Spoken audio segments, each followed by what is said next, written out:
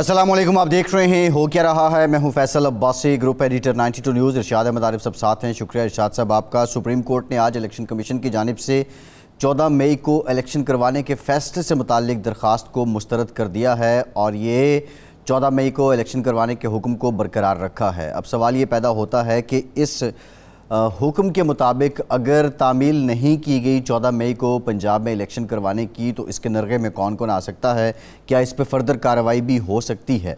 दूसरी जानिब पाकिस्तान की सियासी जमातें अब वैसा ही मुतालबा करती नज़र आ रही हैं जो 14 मई के दिनों में पाकिस्तान तहरीक इंसाफ किया करती थी कि 90 दिनों में इलेक्शन करवा दिए जाएँ। लेकिन अब बेयकीनी सूरत हाल अभी भी मौजूद है। इलेक्शन कमीशन ने हल्का बंदियाँ जो CCI की मंजूरी के बाद अब उस पर एक बाइंडिंग थी कानूनी, उसमें जुट गया है इलेक्शन कमीशन और उसमें मसरूफ़ है, लगा हुआ है और साथ साथ नेगोशिएशंस भी चल रही हैं। आज ये भी एक ख़बर आई कि इलेक्शन कमिश्नर जो ज़ाब्ता अखलाक है इंतखाबात से मुतालिक, उस पर भी सियासी जमातों से मुशावरत करेंगे। गो बज़ाहिर लग रहा है कि इलेक्शन कमीशन की मुशावरत का अमल तूल पकड़ेगा और इसी सिलसिले में 90 दिन भी बीत जाएंगे। सियासी जमातें ये भी कहती हैं कि अगर फरवरी तक भी इलेक्शन हो जाए तो दैट्स फाइन। एक इंप्रेशन ये भी दिया जा रहा है। बहरहाल इलेक्शन कब होंगे, अगर इलेक्शन नहीं होंगे तो मुल्क की जो मईशत की मौजूदा सूरत हाल है इसमें भी बेयकीनी बढ़ चुकी है। निगरान हुकूमत के जाने के बाद जिस तरह रुपए की कदर में गिरावट हुई है और डॉलर की कदर बतदरीज और मुसलसल बढ़ रही है, इसके साथ इसकी वजूहात क्या हैं। फिर बिजली के बिलों ने भी लोगों को खासा उनकी ज़िंदगी को अजीरन बनाए रखा है। 2 हफ्ते पहले तक लोग सवाल ये पूछते थे कि इलेक्शन कब होंगे, आज लोग सवाल यही पूछते हैं कि बिजली के बिल कैसे अदा करें, क्या बिजली की कीमत मज़ीद बढ़ेगी, क्या आने वाले दिनों में भी इसी तरह सिलसिला रहेगा।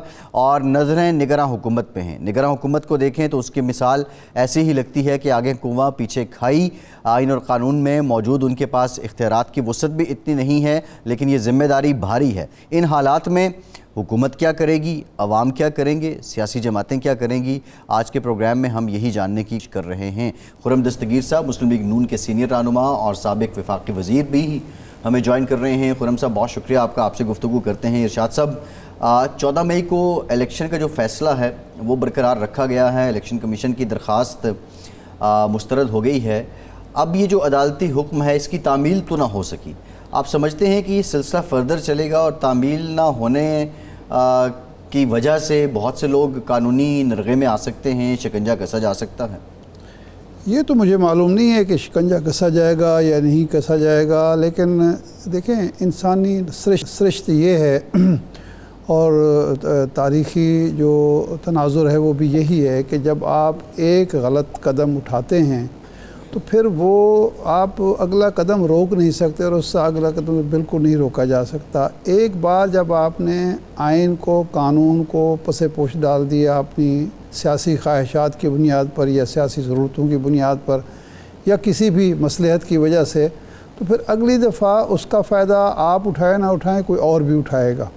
जब सुप्रीम कोर्ट का फ़ैसला आया और आइन सुप्रीम कोर्ट का फ़ैसला तो सुप्रीम कोर्ट तक मामला जाना ही नहीं चाहिए था। जब आइन में ये लिखा हुआ है, वज़ीर आला को इख्तियार दिया गया है कि वो जब भी चाहे अपनी सवाबदीद पर असम्बली तोड़ सकता है, बल्कि हत्ता कि ये कि अगर वो उसको ये डर हो कि कल मेरी हुकूमत ख़त्म हो सकती है तो तब भी वो असम्बली तोड़ सकता है।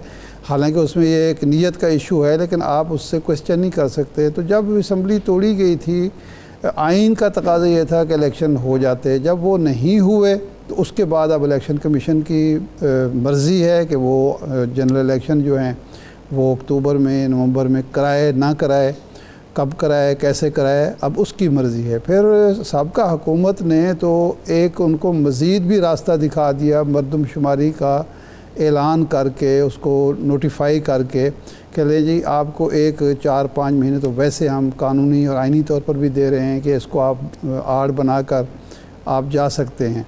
अब सुप्रीम कोर्ट का फ़ैसला आया है, उस वक्त तो सुप्रीम कोर्ट ने कुछ नहीं किया। जब ये मामला उसके ज़ेरे बहस था तो उस वक्त तो वो जो भी हीले बहाने होते रहे या जो भी मुश्किलात और जवाज़ पेश किया जाते रहे, वो अगरचे ज़ुबानी यही करती रही सुप्रीम कोर्ट के नहीं ये गलत है, लेकिन अमलन उसने भी तस्लीम किया उस जवाज़ को या उस हीलों बहानों को।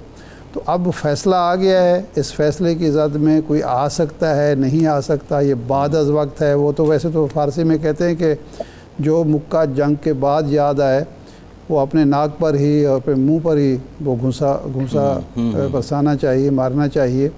लेकिन देखें कानूनी दुनिया ही इसके बारे में राय दे सकती है। लेकिन अब जो मुझे लग रहा है, इस वजह से नहीं कि आइन का तकाजा है, इस वजह से भी नहीं कि सुप्रीम कोर्ट का फ़ैसला है, इस वजह से नहीं कि पीपल्स पार्टी और ANP और दूसरी जमातें जो कल तक हुक्मरान इत्तेहाद के हिस्सा थी वो मुतालबा कर रही हैं। चूँकि कल जो हमारे वज़ीर ख़ारजा की बात हुई है अमरीकी नायब वज़ीर ख़ारजा से, डिप्टी सेक्रेटरी ऑफ स्टेट से, उसमें ऐसा लगता है कि शायद चूँकि अमेरिका बहादुर की बात हम बहुत कम टालते हैं, हम उनकी फरमाइश जो है वो सर आंखों पर रखते हैं। वो हमारे मोहसिन हैं, हम जो है वो जो कहा था ख्वाजा आसिफ साहब ने कि जनाब हम तो पड़े हुए हैं बिस्तर मर्ग पर और अमेरिका अगर हमारी मदद ना करे तो हम क्या करेंगे। उसकी वजह से मुझे लगता है कि ये फरवरी से आगे नहीं जा सकते। सही, ठीक है, बिल्कुल ये एक वजह नज़र आती है। लेकिन खुर्रम साहब मौजूद हैं, उनसे हम पूछ लेते हैं, वो हमारी रहनुमाई करें, वो बाखबर भी हैं और बाख्तियार भी रहे। लेकिन उससे पहले इरशाद साहब, मैं खुर्रम साहब एक तज़ाद, और शायद वो तज़ाद जो इरशाद साहब भी बात कर रहे थे वो कहीं गले भी पड़ रहा है। 14 मई का जब फैसला आ गया, 90 दिन में इलेक्शन की बात हुई, मारूजी हालात का जिक्र किया गया और उसमें भी जो सर फहरिस्त थी वो ख़राब मुआशी हालात थे। अब यही जब आप लोग मुतालबा कर रहे हैं 90 दिन का, तो फिर मईशत आड़े आ रही है। लेकिन आइन का आर्टिकल 2 to 4 वो कहीं दूर खड़ा वो देख रहा है और वो शायद मुतालबा आज भी यही कर रहा है कि 90 दिन में ही इलेक्शन होने हैं। तो ये तजादात क्यों हैं? जी, तजादात तो पहले से बहुत कम हो गए हैं, क्योंकि एक तो कौमी असम्बली ने जब 2023-24 का बजट मंजूर किया, उसमें जो इलेक्शंस के लिए मुकम्मल तौर पर जो वसाइल दरकार थे वो कौमी असम्बली ने अप्रूव कर दिए हैं। गालिबन 81 या 82 अरब रुपया था और हमने अपनी मुद्दत मुकम्मल होने से पहले इलेक्शन कमीशन को उसकी तकरीबन 50% रकम जो थी 42 अरब रुपये वो इलेक्शन कमीशन को फराहम भी कर दिए थे। तो लिहाजा एक बहुत बड़ी जो रुकावट थी वसाइल की वो अब नहीं है। हम ये भी एक्सपेक्ट कर रहे हैं कि फरवरी में कोई इस तरह के सिक्योरिटी के, अल्लाह हमारी मदद करे, कि इश्यूज नहीं होंगे कि सिक्योरिटी के इदारे इलेक्शंस को पूरी तरह सपोर्ट ना कर सकें, तो वो भी मौजूद होंगे। और दूसरा ये है कि ये दुरुस्त है कि आइन का 224 की जो शिक है वो कहती है कि 90 रोज में इंतखाबात होंगे, लेकिन आइन ये भी तो कहता है 51(5) में कि पाकिस्तान के हर शहरी का हक है कि पहले तो उसको दुरुस्त तरीके से गिना जाए और फिर अगर जब गिना गया है तो फिर उसके मुताबिक जो है मुख्तलिफ जिलों में जो सीटों की तकसीम है वो हो, क्योंकि उसका भी एक इजहार जमहूरियत का हिस्सा है कि जहाँ जहाँ जिसका जो हिस्सा बनता है उसके मुताबिक ही पोस्टमेंट हो। तो हम ये पूरी तरह मैं कम अज कम अपनी हद तक पूरे एतमाद हूँ कि इंशाल्लाह ये हल्का बंदियाँ होंगी वक्त पर, और उसके साथ ही वक्त पर ही इंशाल्लाह इंतखाबात होंगे। यही बात आज इलेक्शन कमीशन ने एक सियासी जमात से अपनी जो मुलाकात की है उसमें भी कही है कि वो इसको पूरी जो हल्का बंदियाँ उन्हें स्क्वीज कर दें, लफ्ज यूज हुआ है स्क्वीज द टाइम लाइन, वो स्क्वीज कर रहे हैं ताकि वक्त पर मुकम्मल हो कि जो इंतखाबात फरवरी में हो जाए। सदर का इंतखाब होना है, सेनेट का इंतखाब होना है और पाकिस्तान की मईशत जो है उस पर जो इशूज हैं वो भाई साहब एक बड़े स्ट्रक्चरल किस्म के ऐसे पैदा हो गए हैं जिसके ऊपर अब सबको गौर करना पड़ेगा, क्योंकि ये कहना दुरुस्त नहीं है कि पाकिस्तान में डॉलर मौजूद नहीं है। सिर्फ जुलाई में 5.1 अरब डॉलर के इनफ्लोज पाकिस्तान के अंदर आए, सिर्फ एक महीने में, जो आखिरी महीना था पीडीएम की हुकूमत का। तो जब वो 5.1 बिलियन मौजूद है, जिसका मतलब है कि पाकिस्तान ने जो अपनी जो पेमेंट्स करनी है उसमें कोई रुकावट नहीं है आने 5-6 महीने में, तो लिहाजा जब वो इशू नहीं है तो यही लगता है कि पाकिस्तान में IMF ने चूंकि हुकूमत के हाथ बांधे हुए हैं, जो 2019 में इमरान खान ने मुआहदा किया था कि जी रुपये को छेड़ा नहीं जाएगा और हर किस्म की इंपोर्ट अलाउ की जाएगी, तो एक बहुत बड़े पैमाने पर यूं लगता है कि इसमें हम आते हैं। खुर्रम साहब हम जरा स्पेसिफिकली इस पे आएंगे, इकॉनमी पे, ज़ाहिर आपका सब्जेक्ट भी है, बिजली के मामले पे भी। देखिए, हर मामले पे हम ये देख रहे हैं कि एक उलझन है, कन्फ्यूजन है और वो चारों तरफ से है।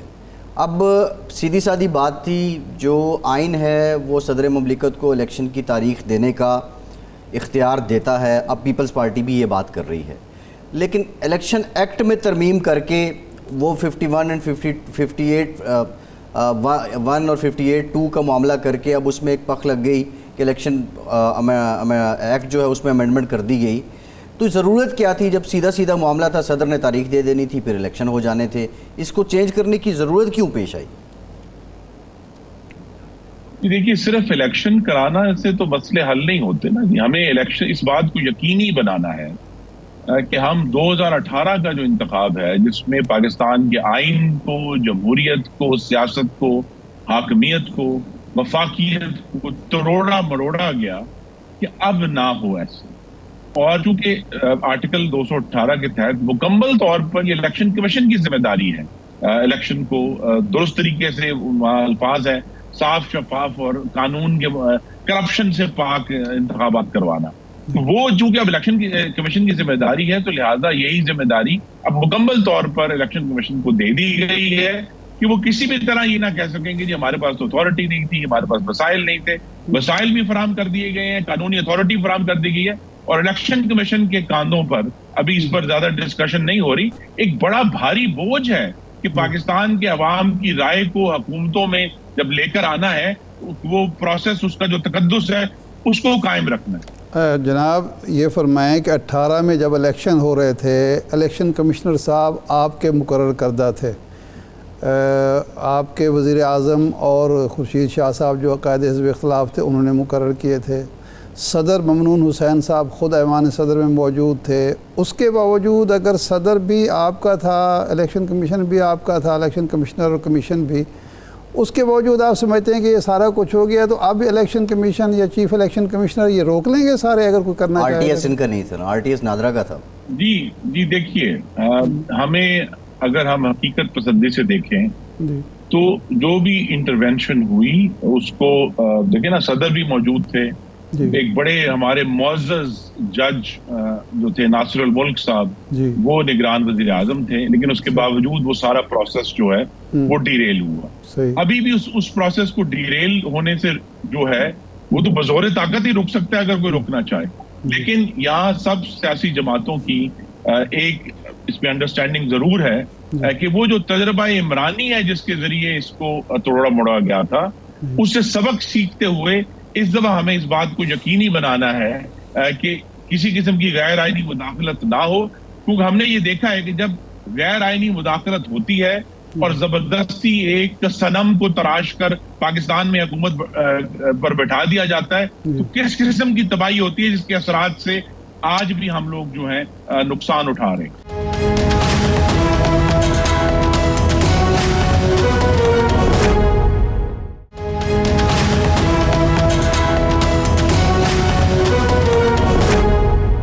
खुर्रम साहब, एक ज़रा बताइए, आप तो शायद उस इजलास में मेरे ख्याल नहीं होंगे, लेकिन ये जो CCI का इजलास हुआ, मुराद अली शाह साहब कहते हैं कि हमें यकीन दहानी कराई गई कि अगर हम मरदमशुमारी को नोटिफाई करते हैं तो इलेक्शन 90 दिन में अपने वक्त पर होंगे, उसकी वजह से इलेक्शन डिले नहीं होंगे। वो चूँकि इजलास में मौजूद थे, वो ये दावा करते हैं, और पीपल्स पार्टी के बाकी शहरी रहमान साहबा और दूसरे लोग भी यही कह रहे हैं। तो ये क्या हुआ कि पीपल्स पार्टी को से गलत बयानी हुई या पीपल्स पार्टी गलत बयानी कर रही है? जी, मैं तो इस पर क्या सराई नहीं करूंगा, लेकिन पीपल्स पार्टी 15 महीने ये जो एक वसीउल बुनियाद 15 जमाती हुकूमत थी उसका हिस्सा थे, तो लिहाजा उसके तमाम जो फैसले हैं, चाहे वो मुआशी फैसले हैं, वो आईनी फैसले हैं, और चाहे वो सियासी फैसले हैं, उसमें वो पूरी तरह जिम्मेदार हैं और हमारे साथ उन्हें जिम्मेदारी उठानी है। क्योंकि सिर्फ ये मुस्लिम लीग नून की हुकूमत नहीं थी, चाहे वज़ीर आज़म मुस्लिम लीग नून के थे, लेकिन उसमें तमाम जमातें बहुत पुरजोर तरीके से, बलूचिस्तान की जमातें, सिंध की जमातें, खैबर पख्तूनख्वा की जमातें सब मौजूद थी, और सब ने अपनी अपनी जिम्मेदारी जो है वो अपने वदन के मुताबिक उठानी है। अच्छा, ये फरमाएं कि ये तो हो गया मामला, अब इलेक्शन होते हैं, देखते हैं, अल्लाह करे वक्त पर हो जाएं। ये फरमाएं कि इस वक्त जो सूरत हाल है बिजली के रेट्स की वजह से, डॉलर्स की वजह से, स्टॉक एक्सचेंज की वजह से मईशत खासी। डार साहब ये यकीन दहानी कराते रहे कि हमने मईशत को पटरी पर चढ़ा दिया है। अभी आपने कहा कि जी इतना तो रिज़र्व मौजूद थे जिसकी वजह से नहीं है। तो ये जो इस वक्त सूरत हाल पैदा हुई है, ये अगर आपकी हुकूमत की पॉलिसियों का नतीजा नहीं है तो ये मौजूदा हुकूमत की कोई नाअहली है या कोई अनासर हैं कुछ जो इस हुकूमत को और इस सिस्टम को नाकाम करना चाहते हैं, जिसकी वजह से अचानक सारे मसाइल इकट्ठे हो गए हैं? जी, इसमें दो बातें हैं जी। एक तो ये है कि जो निगरान हुकूमत है वो ज़ाहिर है इस वक्त पूरी तरह इस मामले में जितनी उनकी आईनी जिम्मेदारी है वो जिम्मेदार है, लेकिन वो उस किस्म की जो उनकी काबीना थी उससे उस किस्म के जो हम कहते हैं ना पूरे एतमाद सिग्नल वो नहीं दे पाए। हालांकि जिस तरह मैंने कहा कि उनको कौम को ये बताना चाहिए था कि सिर्फ जुलाई में 5.1 बिलियन डॉलर के डॉलर्स पाकिस्तान में आए हैं, जो कि पाकिस्तान की तारीख में गालिबन एक महीने में इतना बड़ा इन्फ्लो नहीं हुआ। तो ये सारी बातें जो पॉजिटिव बातें थी वो जरूर उनको उनको करना चाहिए था बेहतर तरीके से। दूसरा इशू ये जरूर है, इसका मैंने पहले भी जिक्र किया कि चूंकि पिछले साल जो माली साल में इंपोर्ट को रोका गया था ताकि पाकिस्तान का करंट अकाउंट जो जाई खसारा है उसमें कमी रहे, तो लिहाजा अब जबकि इंपोर्ट मुकम्मल तौर पर आजाद हुई है तो बहुत सारे जो इंपोर्ट रुकी हुई थी वो ऑन हुई है, और उसके नतीजे में फिर बहुत सारे इंपोर्टर्स जो हैं वो ज्यादा कीमत देने के लिए तैयार है डॉलर की, ताकि वो अपना जो माल मता हासिल करना चाहते हैं इंपोर्ट के जरिए वो हासिल कर सकें। तो इसमें अब जब तक या तो हम उम्मीद रखें कि जी आने वाले महीनों में एक अगर 5 अरब डॉलर से पाकिस्तान में जो बेयकीनी खत्म नहीं हुई तो ये सोचने की बात है कि कितनी अमाउंट आएगी तो बेयकीनी खत्म होगी।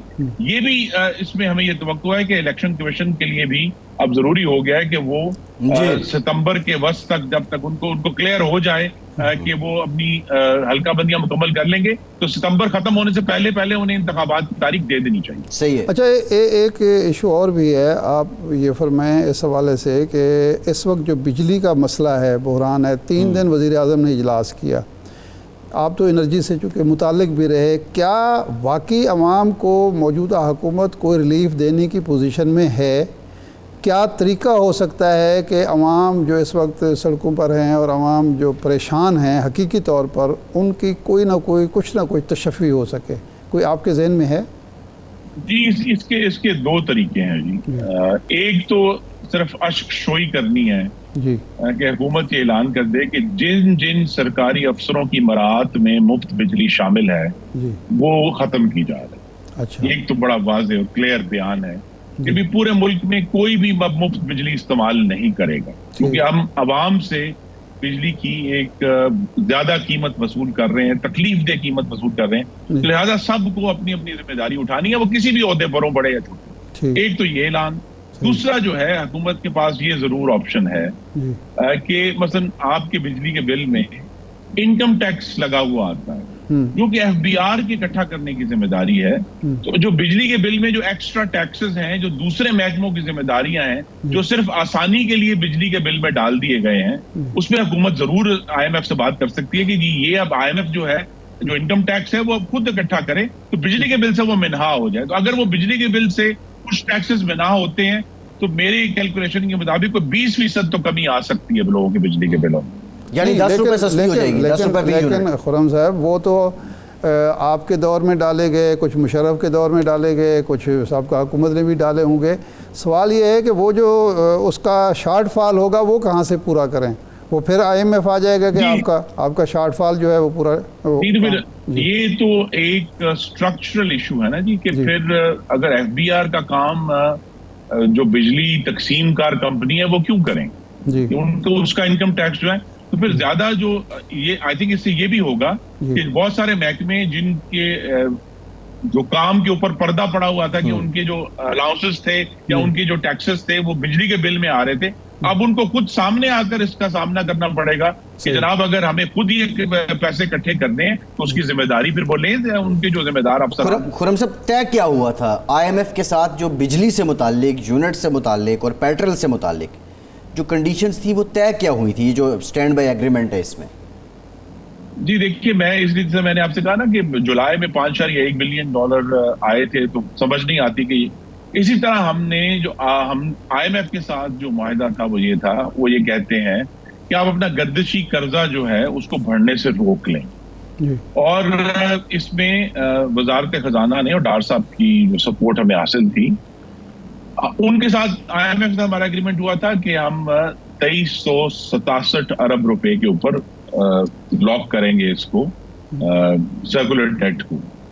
हमने इसको बंद किया 2310 अरब रुपए पे, यानी 57 अरब रुपए IMF की डिमांड से भी कम किए सर्कुलर डेट में। अच्छा, तो लिहाजा IMF की तरफ से अब अगर कोई डिमांड है तो वो हम तो अपनी परफॉर्मेंस के जरिए जाहिर कर चुके हैं कि हमने बेहतर परफॉर्म किया है, सर्कुलर डेट में भी, कलेक्शन में भी। सिर्फ इशू यही है कि IMF जो है वो उनका भी यही ख्याल है कि बिजली के बिल से आवाम से रेवेन्यू लेना सबसे आसान है, तो वो पुश करते हैं। वरना बहुत सारे मामलात में तो पिछले एक साल में अगर जो आवाम को अपने बिलों से तो ये महसूस नहीं हो रहा, वो तो परेशानी में है और तकलीफ में है कि हमने 5000 मेगावाट नई बिजली ऐड की है, हमने फर्नेस ऑयल की इंपोर्ट तकरीबन सिफर कर दी है, जिसकी वजह से जो और बोझ पड़ते थे सार्फिन के ऊपर उनसे रोका है उनको। लेकिन उसके बावजूद जो आई थिंक इस सब सारी डिस्कशन का जो सेंटर पॉइंट है वो ये है कि जब तक रुपए की कदर गिरती रहेगी, ये प्रेशर बिजली पर भी आएगा और पेट्रोल पर भी आएगा। तो असल में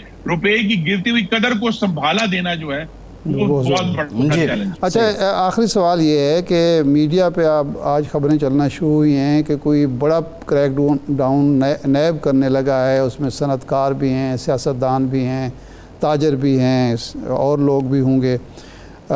तो क्या ये अगर ऐसा कुछ होता है तो फिर वो जो अपना ताजर बिरादरी के अंदर एक बेयकीनी थी जिसकी वजह से आपको तरामीम करनी पड़ी, बल्कि आपसे पहले वाली हुकूमत ने भी कुछ तरामीम की कि नैब की वजह से हमारा मईशत का पहिया जैम हो गया है, तो क्या इससे दोबारा एक गैर यकीनी की सूरत नहीं पैदा होगी? और क्या समझते हैं कि इस वक्त ये मुनासिब होगा इस तरह का कोई एहतसाब का अमल शुरू करना? देखिए, बहुत सारी जगहों पे तो क्रैकडाउन की जरूरत है। पाकिस्तान में कुछ मालियाती इदारों ने इस डॉलर के धंधे में अरबों डॉलर कमाए हैं, उनका जरूर एहतसाब होना चाहिए, उनसे पूछना चाहिए कि भी अगर आपने ये स्पेकुलेशन की है रुपए के खिलाफ तो फिर उसका कोई ना कोई जवाब तो लेना है।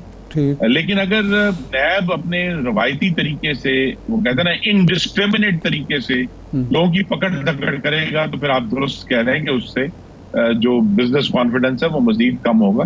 तो मुझे तो ये तवक्को है कि नैब इस सारे मामले में, क्योंकि इस वक्त बहुत सारा जो इशू है वो मार्केट सेंटिमेंट का है, जिस के लोगों का सोच क्या है मार्केट के बारे में और बेहतरी के बारे में। तो अगर उस मनफी सोच में मजीद गहराई आती है तो नैब को तो फिर ऐसे काम से एतराज करना चाहिए। जी ठीक, बहुत शुक्रिया खुर्रम दस्तगीर साहब, आप हमारे साथ मौजूद थे। एक ब्रेक लेते हैं, ब्रेक के बाद मजीद बात करेंगे, हमारे साथ रहिए।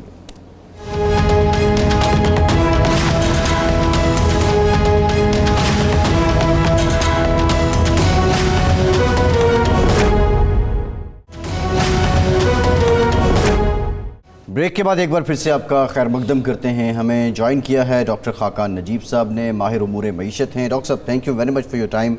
डॉक्टर साहब, खबर आई है कि महंगाई मज़ीद बढ़ गई है और इत्तलात आ रही हैं कि अब शरह सूद को भी बढ़ाना होगा।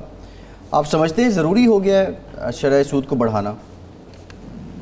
फैसल, मैं ये समझता हूँ कि इस वक्त we have to come clean with the people and tell them कि इकॉनमी खड़ी हुई कहाँ पे है। इसमें कोई शक की गुंजाइश नहीं है कि फंडामेंटल मसाइल पाकिस्तान इकॉनमी के अपनी जगह खड़े हैं, वो चाहे ग्रोथ पे हों, एनर्जी पे हों, वो सारे अपनी जगह हैं। पर एक इकॉनमी की शॉर्ट टर्म पिक्चर है, मैं आपको ज़रा वो एक्सप्लेन करता हूँ। ये है कि पाकिस्तान IMF के प्रोग्राम में है।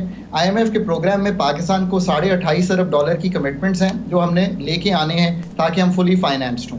पाकिस्तान की जो मईशत है उसको एक्सटर्नल की तकवीत तभी आ सकती है जब हम ये पैसे लेकर आएंगे और IMF की अम्ब्रेला के अंडर हम ये लेकर आ सकते हैं।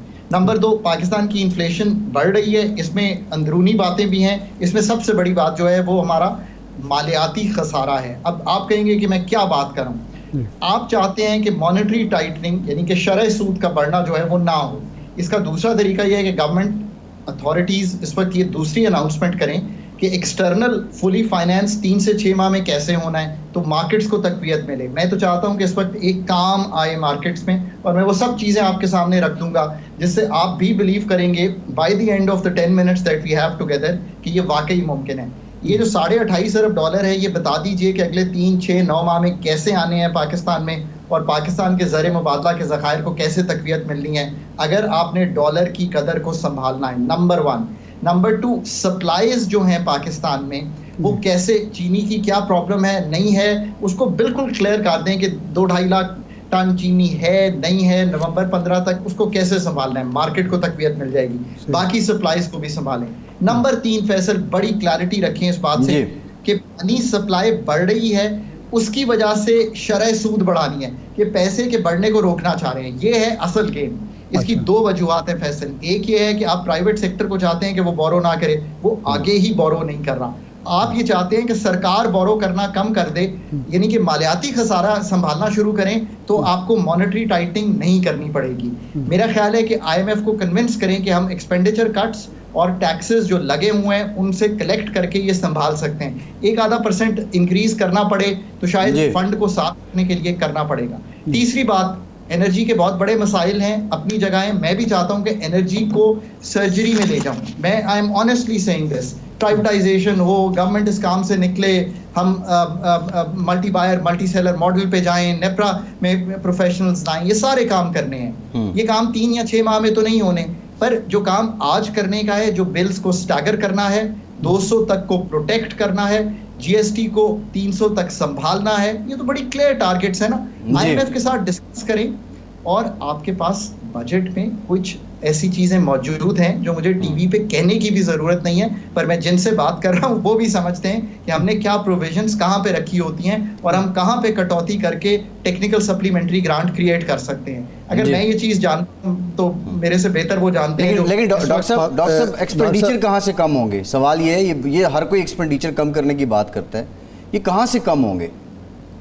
अच्छा, इसमें इजाफा करते, अभी हमारे साथ थे खुरम दस्तगीर साहब, वो कहते हैं हम तो मालियाती खसारा कम करके गए थे, फिर ये संभाल नहीं सके। $5 अरब हमारे किटी में आए 1 महीने में, उसके बावजूद ये डॉलर को नहीं संभाल सके, तो इसमें हमारा तो कसूर नहीं है या किसी पॉलिसी का कसूर नहीं है, कोई और वजह है?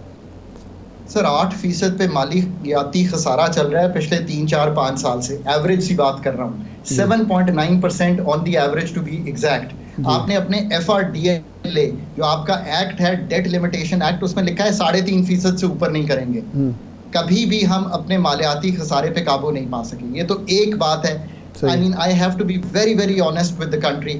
इसको कम करने के लिए केयर टेकर्स को तो लेफ्ट राइट देखने की जरूरत नहीं है। एक्सपेंडिचर्स को कहाँ कम करना है? देखें, एक तो एक्सपेंडिचर का लॉन्ग टर्म रिफॉर्म है, उस पर काम शुरू कीजिए, जिसमें आपने अपने वेज बिल को संभालना है, पेंशन बिल को संभालना है, आपने अपनी सब्सिडी के बिल को संभालना है। ये 3 चीजें तो बड़ी क्लियर है। फिर आपका जो इतना बड़ा PSDP है उसको रैशनलाइज कीजिए उन प्रोजेक्ट्स पे जो अभी कंप्लीट होने हैं, जो लॉन्ग टर्म प्रोजेक्ट्स हैं और जिन पे मतलब खर्चा आप करते रहें और कोई फायदा नहीं है, उनको उनसे निकल जाएं, उन प्रोजेक्ट से जिसपे 10-20% खर्चा हुआ है उनको छोड़ दें, वहां से आप कर सकते हैं। फिर कुछ टैक्सेस की मद में जाइए। 9200 अरब, पहले हमने 7600 अरब का टारगेट रखा, 7200 अरब भी नहीं कलेक्ट कर पाए। आप 9200 से ऊपर भी जा सकते हैं। प्रॉपर्टी है, रिटेल है, इनको तो कोई नहीं रोक रहा केयर टेकर्स को, they can do it and they should do it. So हम पॉलिटिशियंस जो हैं उनको तो राइट लेफ्ट देखना पड़ता है, सो उस पे काम कीजिए। अब अगर ये सारे काम हम अभी कर सकेंगे, और कुछ प्रोविजन है इमरजेंसी की जो बजट में भी है, उसको देख लीजिए, कुछ PSDP को संभाल लीजिए, इससे आपके पास एक एक्सपेंडिचर कट करने की जो सलाहियत है वो बन जाएगी बजट में। उसको देखते हुए आपका मालियाती खसारा संभलेगा, जब वो संभलेगा तो बाकी सारे खसारे भी संभलेंगे। अब आपने क्लियर कट 3 चीजों पे आना है, एक्सटर्नल पे आना है, एनर्जी पे आना है और मालियाती खसारे पे आना है। ये काम है, और ये बताइए कि फंड के प्रोग्राम में रहते हुए हम ये सारे काम करना चाहते हैं, ये सारे काम डिसाइडेड हैं। खोल कर रख दीजिए कौम के सामने जो चीजें मैंने आपको रखी हैं, क्या टारगेट्स हैं, उनको कैसे पूरा करना है। IMF से इंगेज कीजिए, ये चौथी चीज है। IMF को पार्टनर समझ के चलाइए। मैंने 13-16 का पाकिस्तान का प्रोग्राम एंकर किया है। उस प्रोग्राम को मैं इसी तरह चलाता था कि मुझे कोई भी चीज होती थी, I would tell the fund के यार this is where we stand on this issue, मैं ये नहीं कर सकता, आप बताइए। अब मैं आपको एक मिसाल देता हूँ, आप कहते हैं कहाँ से हम पैसे पूरे करें। हम फंड के साथ निगोशिएशन में थे, उन्होंने 80 अरब के टैक्सेस मांगे, मेरे ख्याल है 2014 की बात है। उस वक्त 80 अरब के नए टैक्सेस भी बहुत ज़्यादा लगते थे। मैंने उन्हें ये कहा कि मैंने 40 अरब GIDC में कलेक्ट कर दूंगा और 40 अरब जो है उसके नए टैक्सेस लगा दूंगा। आपको ये बात इरशाद साहब ये अकल की लगती है ना? आज भी वही सूरत हाल है। मेरा ख्याल है कि एक बहुत बड़ा चंक देना है GIDC में, वो कलेक्ट कीजिए। Let's give hope to the people, let's give certainty to the markets. Markets jittery हो गई हैं, ट्रस्ट डेफिसिट में चली गई हैं और उस चीज में चली गई हैं कि इंपोर्ट्स खुल गई हैं, खुदा ना खास्ता पता नहीं क्या होने वाला है। देखिए ऐसी कोई बात नहीं है। अपनी रेमिटेंसेस को वापस लाने के लिए ये जो रुपए की कदर में बहुत फर्क है, इसको संभालने की कोशिश कीजिए। ये सब काम कीजिए। डॉक्टर साहब सवाल ये है, रुपए की कदर की आपने बात की है, तय ये हुआ था, आखिरी जो हमारे पास इत्तलात थी कि इंटरबैंक और ओपन मार्केट में ऑलमोस्ट कोई इतना बड़ा डिफरेंस नहीं रहेगा। अब डिफरेंस वो भी आ चुका है। दूसरी बात रेमिटेंस की आप कर रहे हैं, हवाला हुंडी से लोग पैसे भेज रहे हैं, ये कैसे होगा? अगर इसको रेगुलेट करते हैं तो इसको IMF को एतराज़ होगा, ढीला छोड़ते हैं तो जो हालात अभी हुए हैं ये होंगे। इसका हल क्या है? So go back to the IMF। ये जो आपने एक कंटिन्यूस स्ट्रक्चरल बेंचमार्क, क्योंकि मैं बहुत दफ़ा पढ़ता हूँ IMF का जो MEFP है और कोशिश करता हूँ कि रोज़ाना उसमें से अपनी नज़र जो है गुजार लूँ। ये एक हमने लिख दिया है कि हम सारे प्रोग्राम की ड्यूरेशन में, फैसल भाई, 9 माह हम ये रखेंगे कि पाकिस्तान का जो ओपन मार्केट का रेट है और जो पाकिस्तान की ऑफिशियल मार्केट का रेट है उसका फर्क 1.25% से ज़्यादा नहीं होगा। मेरी बहुत ही मतलब अदब से ये दरख्वास्त है अथॉरिटी से भी, IMF से भी, कि इसकी इम्प्लीमेंटेशन बहुत सख्ती से नहीं हो सकती। ये दो फ़र्क मार्केट्स हैं, इनकी डायनामिक फ़र्क हैं। वो इंडिविजुअल्स को डील कर रही है ओपन मार्केट, ये 29 बैंकों की मार्केट है, इसकी डेप्थ फ़र्क है। ये $100 मिलियन की मार्केट है, वो $5 मिलियन की मार्केट है। सोचिए इस बारे में। तो इसको हल कीजिए और ओपन मार्केट में जो डॉलर स्टोर ऑफ वैल्यू बना हुआ है ना, इसको तोड़िए, पाकिस्तान पे एतमाद बहाल कीजिए। और अगर हम यही कहते चले जाएंगे कि सब कुछ जो है वो इस वक्त जैसे मतलब ड्रॉप डेड होने वाला है, देखिए रिफॉर्म तो करना है, एनर्जी का लॉन्ग टर्म रिफॉर्म भी करना है, मिड टर्म भी करना है, इसमें तो कोई शक नहीं है। PIA को भी ठीक करना है, टैक्सेस भी कलेक्ट करने हैं, but in the short run जो फंड का प्रोग्राम है उसमें ये 9 महीने तो गुजारने हैं और फिर हमने ये टेक ओवर करना है। So let's go step by step, let's get the short term under our belt. Mid term की जो चीजें हैं वो सामने रखिए, 3 से 6 माह में क्या होने वाला है, फिर जो आने वाली हुकूमत है वो 9 माह या 10 माह या 20 माह का प्रोग्राम IMF के साथ एक नया 3 साला प्रोग्राम वो तय कर लेगी। इस तरह की क्लैरिटी से मुल्क को संभालिए इस वक्त। अच्छा समझ सकता है डॉक्टर साहब, एक तो ये है कि शमशाद अख्तर साहब आप बहुत तजर्बाकार हैं, आखिर उनको ये बात क्यों नहीं समझ आ रही? 3 हफ्ते हो गए हैं तकरीबन हुकूमत बने हुए, अभी तक क्लैरिटी नहीं ला सकी। ये बात आप ठीक कह रहे हैं कि कल वो वज़ारत ख़ज़ाना की कमेटी में वहाँ थी, वहाँ एक बात उन्होंने की और उसके बाद फिर उसका वजाहत जारी कर दी। लेकिन मेरा सवाल ये है कि इस वक्त सबसे बड़ा इशू जो पाकिस्तान में बना हुआ है अवामी सतह पर वो बिजली के बिलों का है। 3 दिन तक वज़ीर आज़म इजलास करते रहे। क्या IMF के माहदे के तहत FBR के जो टैक्स कलेक्शन में नाकामी है उसके होते हुए और जो हमारी एक इकनॉमिक कंडीशन है, क्या कोई रिलीफ आवाम को दिया जा सकता है या ये सिर्फ आवाम को सिर्फ एक ट्रक की बत्ती के पीछे लगाया जा रहा है? जो आप कह रहे हैं कि क्लैरिटी नहीं लाई जा रही, ये भी उसी का हिस्सा है? इरशाद भाई, गुजारिश इस तरह से है कि इस वक्त नए नंबर इलेक्ट्रिसिटी के सामने आ गए हैं। अब इलेक्ट्रिसिटी पे बड़ी क्लियरली बात कर लेते हैं। इलेक्ट्रिसिटी पे जो नंबर ये सामने आए हैं कि पाकिस्तान में जुलाई और अगस्त में 2 बिल इकट्ठे चले गए हैं जिनमें बहुत बड़ी हुई है, 7 रुपए लग के चले गए। IMF को बताइए कि ये एक चीज हो गई है, इसको क्या करना है। उनसे पूछिए कि क्या मैं अपने लोगों पे ये ऐसा बोझ डाल दूं जो ठीक नहीं है। फिर उनको बताइए कि ये जो हमने प्रोटेक्टेड कैटेगरी है, इसको जो हमने चेंजेस किए हैं, कुछ चेंज हुई है इसमें चीज़, मैं डेप्थ में नहीं जाता पर मुझे एग्जैक्टली मालूम है कि क्या चेंज हुआ है। उसकी वजह से कुछ लोग अनप्रोटेक्टेड में चले गए हैं, उसको वापस करा लीजिए। बेस चेंज की है, जो डॉक्टर साहब ने बेस चेंज की है, सो उसको वापस ले जाइए। फिर तीसरा उनसे कहिए कि 300 तक के जो लोग हैं इन पे GST इतना बन रहा है, लेट्स से कि कोई और बहुत बड़ा अमाउंट नहीं है, उसको कॉम्पनसेट करने के लिए कोई एक थोड़ी सी टैक्स की शरह बढ़ा लें, कहीं पे एक्सपेंडिचर कट कर लें, एक आपके पास इमरजेंसी की प्रोविजन है उसको यूज़ कर लें, तो वो भी समझ जाएंगे। ये सब चीज़ें उनसे बैठ के एज पार्टनर्स नंबर्स सामने रख के, ऑल्टरनेटिव सामने रख के, रिसोर्सेज सामने रख के अपना प्रोग्राम सामने रख के डिस्कस कीजिए और खुल के कीजिए। होता यह है कि रेसिपिएंट कंट्री जो है ना, वो इरशाद साहब इस तरह की डिस्कशन नहीं करती जो मैं आपसे कर रहा हूँ। वो शायद सोचती है कि हम प्रोटेक्ट कर लें डेटा, हम खुल के उनसे बयान कीजिए। और वो भी जानते हैं कि मुल्क में इस वक्त एक डिस्टर्बेंस है, जानते हैं कि लोग तकलीफ में हैं। ऐसा नहीं है कि वो इन चीज़ों से आगाह नहीं है, they are your multilateral partner. जी बिल्कुल ठीक, बहुत शुक्रिया डॉक्टर खाकान नजीब साहब आपके वक्त का। इरशाद साहब, वो मुझे पीटीवी का ज़माना याद आ गया कि मुझे सांस लेने दो। एक ड्रामा चलता था पीटीवी पे, उसका उन्वान था मुझे सांस लेने दो। एक ब्रेक के बाद आपको कहानी सुनाएंगे ऐसे मुल्क की कि जिसने पिछले 22-23 सालों में तरक्की की तारीख रकम की है। हमारे साथ रहिए।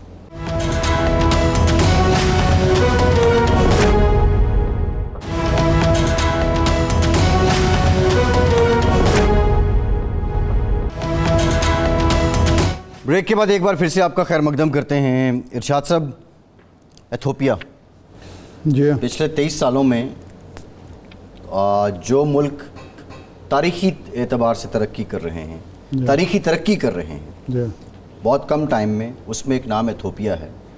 और याद है कि एथोपिया को एक तंजिया ज़रबुल मिसल के तौर पे इस्तेमाल किया जाता था और कहा जाता था कि तुम एथोपिया से आए हो, या ये एथोपिया वाले हालात। भूख का इस्तिआरा, अफलास का इस्तिआरा, लड़ाई झगड़े का इस्तिआरा, फसादात का इस्तिआरा।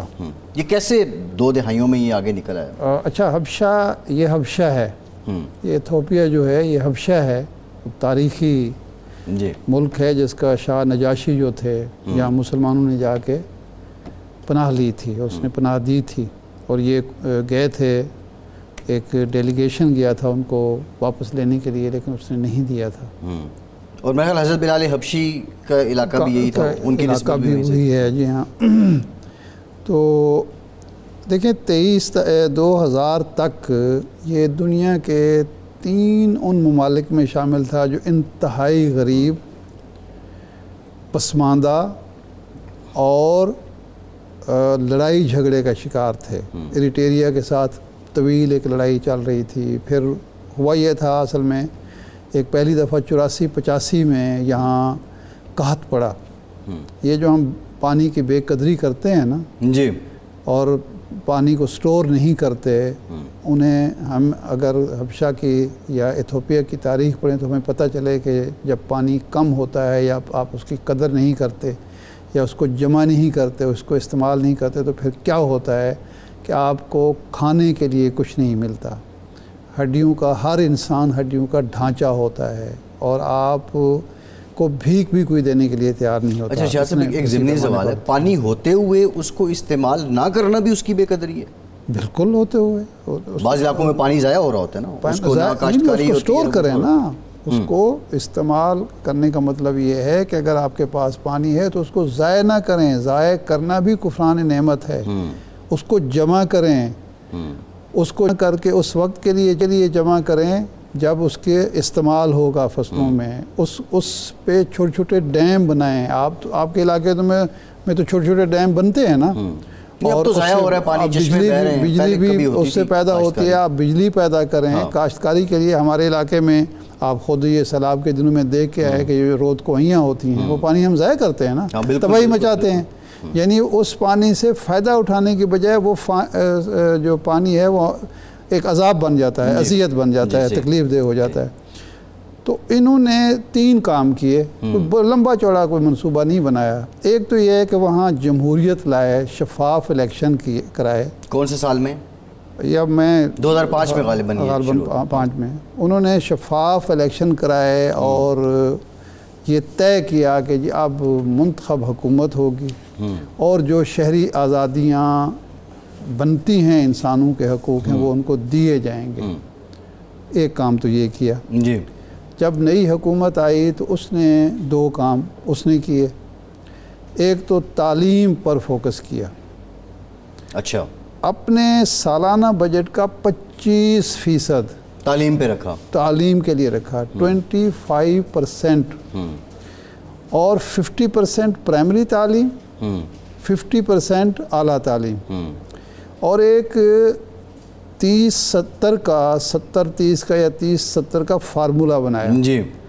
उसमें कहा कि जी 70% वसाइल जो हैं वो खर्च होंगे साइंसी तालीम पर, साइंस और टेक्नोलॉजी पे। साइंस और टेक्नोलॉजी के लिए 70% होंगे और बाकी जो समाजी उलूम हैं उनके लिए होंगे 30%। ये उन्होंने दूसरा काम किया। और तीसरा काम जो सबसे बड़ा उनके लिए फ़ायदेमंद साबित हुआ, उन्होंने कहा जी एक हम डैम बनाएंगे बहुत बड़ा, इसका रोला भी रहा। और वो डैम की वजह से उनका झगड़ा था क्योंकि वो दरिया नील पर बनाना था।